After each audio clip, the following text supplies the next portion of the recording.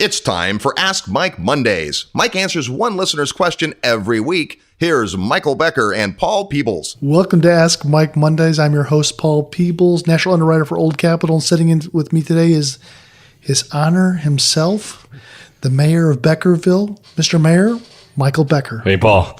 Michael, who owns how many units, Michael? So we've done about 5,200 units, and we currently own, I think, about 3,700, give or take, here in DFW. And that's what, about $500 million in real estate transactions you guys have done? Yeah, we've tallied it up. We've done over $500 million in real estate transactions as a principal. You know, much more either helping other people around debt, but about $500 million directly, a little bit over that. In 25 transactions, you guys have sold a couple buildings too. Yeah, we've bought 25 buildings. We've sold 10. And as we speak today, we have 2 pending sale right now. So hopefully a couple more before too long. And a good relationship with your accountant because you guys send out how many K1s? Getting ready for tax time right now, so we're going to do, I think, a little bit over 500 K1s this year, so it's a lot of K1s.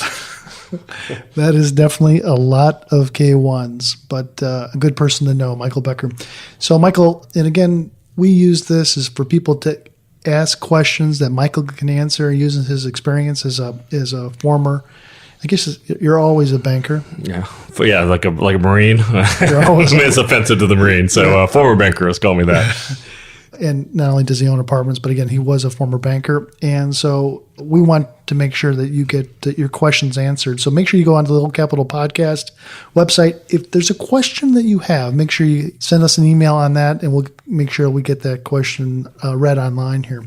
So good question that came up is, Michael, how do you network effectively? How do you network effectively with brokers and limited partners? Yeah, we kind of briefly touched on this on the last Mike Monday, but we talked about, it's good to get effectively networked and, get educated is the first thing you need to do. And the second thing you need to do is make sure you get networked properly. So when I think of that, there's really 2 ways you need to get properly networked, and I mentioned on that podcast, the 2 highest value tasks that you can do as an apartment syndicator or leading these deals is you got to find money, you got to find deals. So find money, find deals. Those are 2 things you need to do to be very successful in this business. So maybe I'll start kind of what we talked on a little bit on the last one is really about how do you source equity investors. That's the first thing we'll talk about.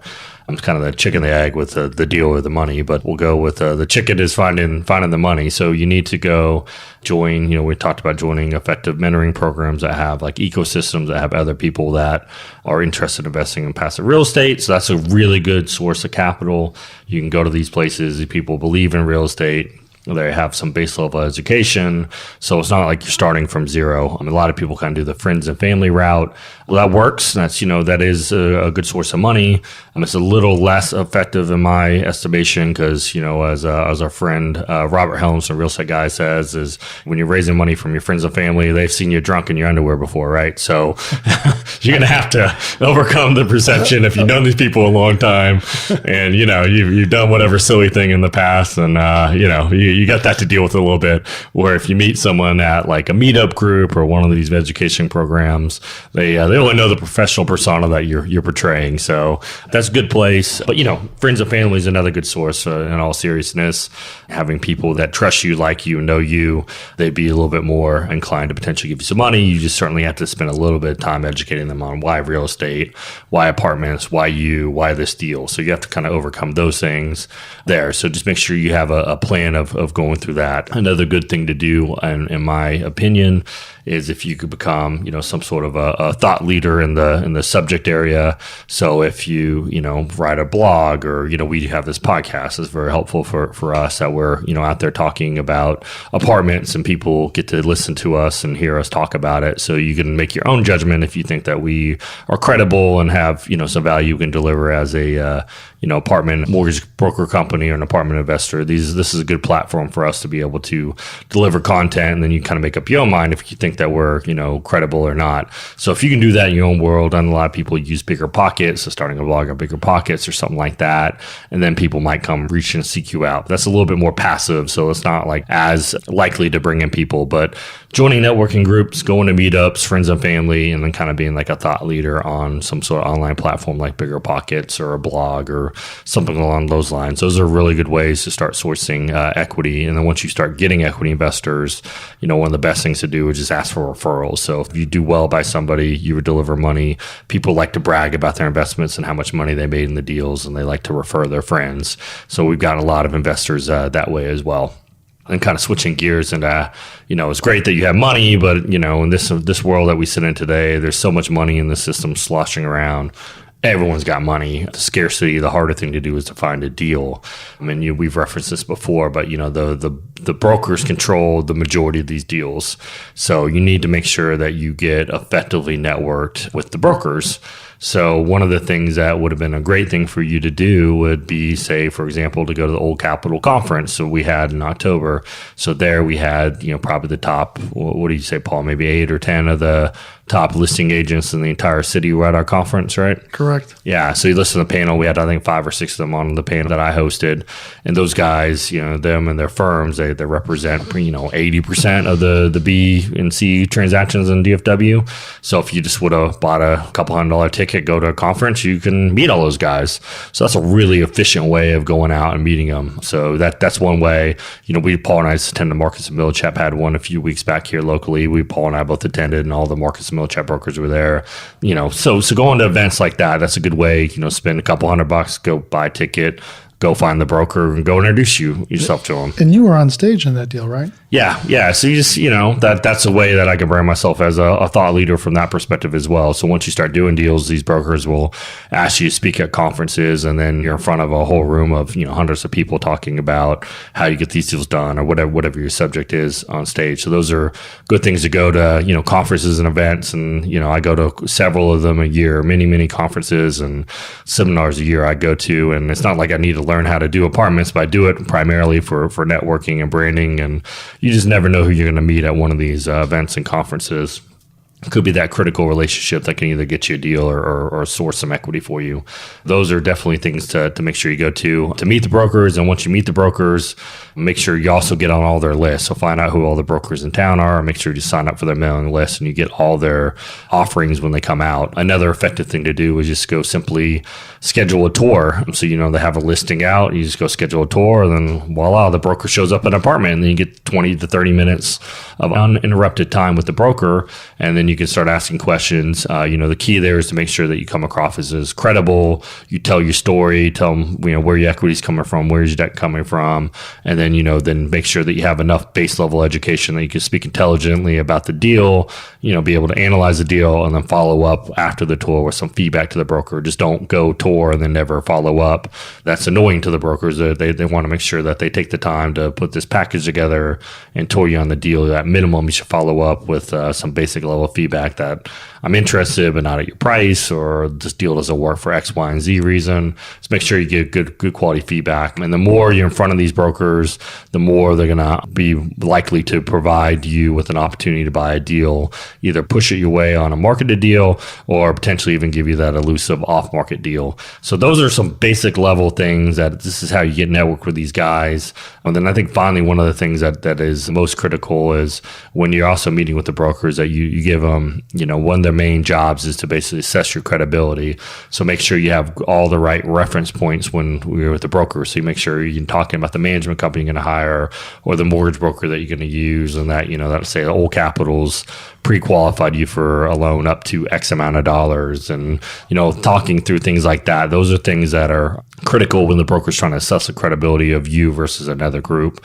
And if they want to, push it your way with a prospective seller of a property. So those are some very, basic level, but very critical things that you need to do when you're trying to get networked to get your first deal done. Now, not at this level for you, but the guys are going from 0 to 1 transactions, and maybe they're looking for some smaller transactions.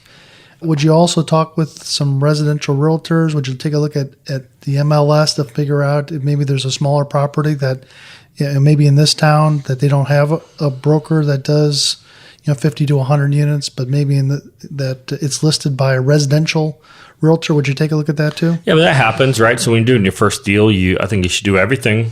Be honest with you, some things will be higher and better use of your time, and some will be less. But I think is less likely to be successful with like a residential realtor, but it happens, right? I mean, we bought a 120 unit deal off a Century 21 broker once, which, that's probably the only time in my career that's ever going to happen, but it happened.